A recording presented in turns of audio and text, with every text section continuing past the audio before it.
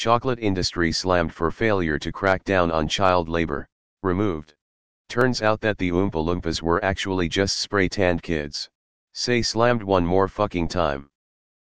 Here, http://www. Slavefreeecocolate.org/ethical chocolate companies, is a list of chocolate brands that do not use slave labor/ethically sourced cocoa, and they provide brands worldwide, not just USA. Removed. Question: what about coffee? Aren't there similar concerns? Ethical consumption in our society is practically impossible. Slammed.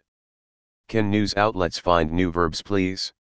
There's so much slamming going on that reading the news feels like watching the WWF.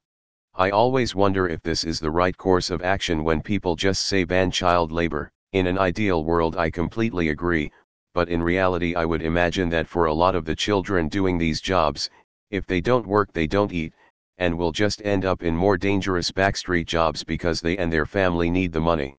But no jail or fines, lol. PPL need to realize that just slamming psychopaths is exactly what they want. They don't have empathy, shame or guilt. A few articles or even public hearings and off they go to destroy more of the world. Say it with me. Fuck Nestle. They are experts at promoting the slave and child labor trends in Africa for cacao. They pretty much own the officials who set cacao prices in African countries, so they end up paying mere pennies over dollar. They make billions from the chocolate trade while farmers die from poverty. That's not the worst yet. They have the audacity to create small programs within company to combat slave labor in cacao trade, but it's all a sham for marketing and PR. This is the best TLDR I could make.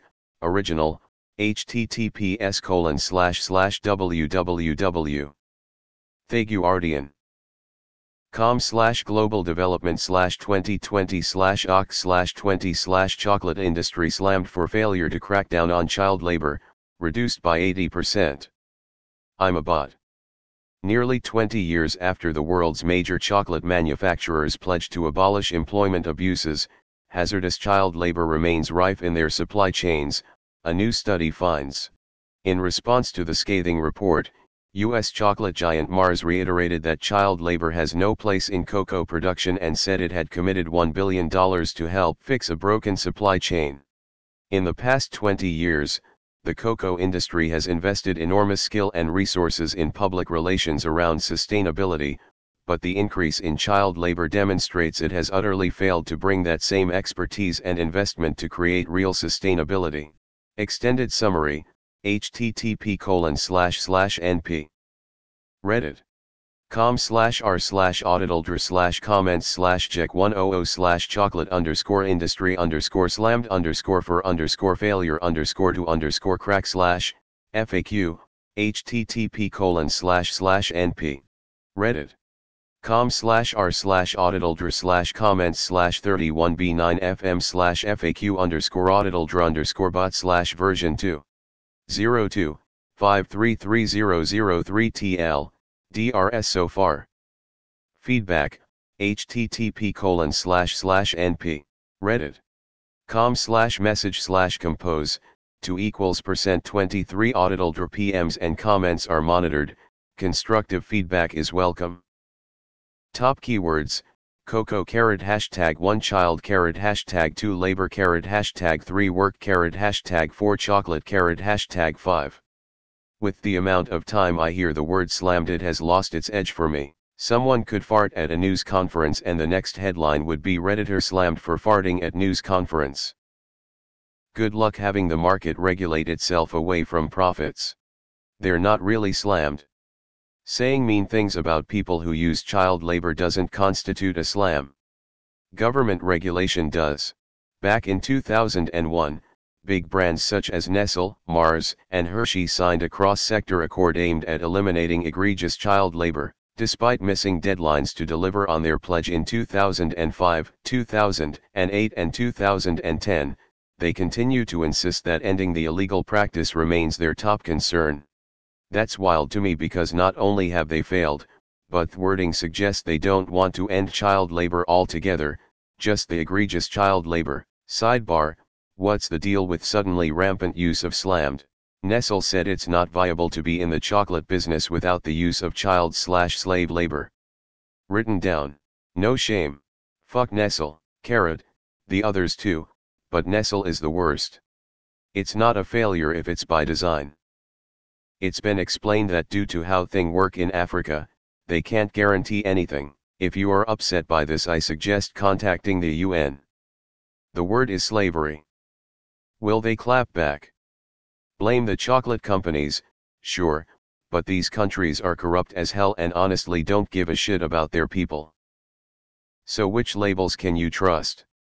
Oots, Fairtrade, Cocoa Life, Producer Plus, Source Trust? Or are only Bean to Bar to be trusted? Or even then, check out Veshane. They have a network in place that is making it cheap and easy to validate supply chains from source to retail. It is currently already operational with companies like Walmart and Tyson tracking product already. And more are coming online. One project is going to be focused on Italian olive oil. So, if at the farm they produce 50,000 liters of oil, the packager will only be able to package and transfer 50,000 liters of product. Anything more and fraud would be detected. And they would then be able to track individual lots all the way to retail. The key is that the data is stored, and validated in public, so that the public can review the data themselves. What I am getting at is that, even with the logistical issues, there are cost-effective ways to resolve the problem of product mixing and fake certificates. What happened to Oompa Loompas? But kids live chocolate.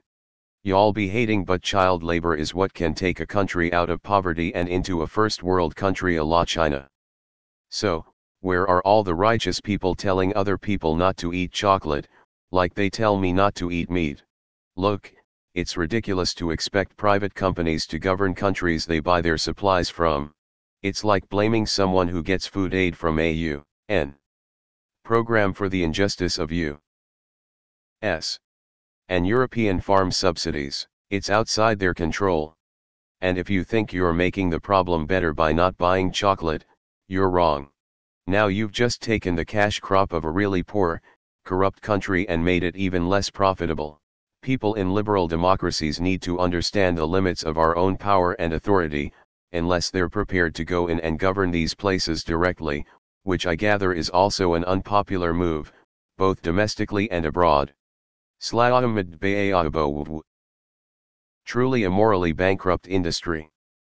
To this day, they are still importing slaves from Lumpaland and no one bats an eye. I saw a documentary about this. They basically go insane from the terrible hours and conditions to the point where they sing happy songs when someone is injured in the factory. I was going to make a Willy Wonka joke, but after reading through this thread I'm just too depressed. Most people don't care about how their chocolate, coffee, or similar tasty products were created, so I presume these corporations finds more value in still letting child labor happen to increase profits. The negative PR may be irrelevant. It's common to by all means use your children in these impoverished nations to make money too. Perhaps parents force their children and these companies to let their children work for a paycheck. Big chocolate getting slammed. Chocolate bunnies. For kids by kids. Come on, chocolate. You were supposed to be the good guy. It's 2020, can't these kids start a GoFundMe or something? Or how about an app where we buy our coffee directly from a picker, the app company takes a part, while never actually making a profit, and sends just enough to the farmer to make some profit now while doing irreversible damage to his land and water resources year after year, so he loses money long term. Think, people. As long as there's people to exploit, we can solve this with the internet. Made for kids, by kids. Yay. /s. Oh yeah, scolding will definitely teach them. Child labor, child trafficking, child sex trafficking. All of that is in play here with this story. Where are you QAnon/Trump herdweebs on this as you cry about Halloween being cancelled and how you won't be able to shove chocolate candy in your mouth? Save the children, right?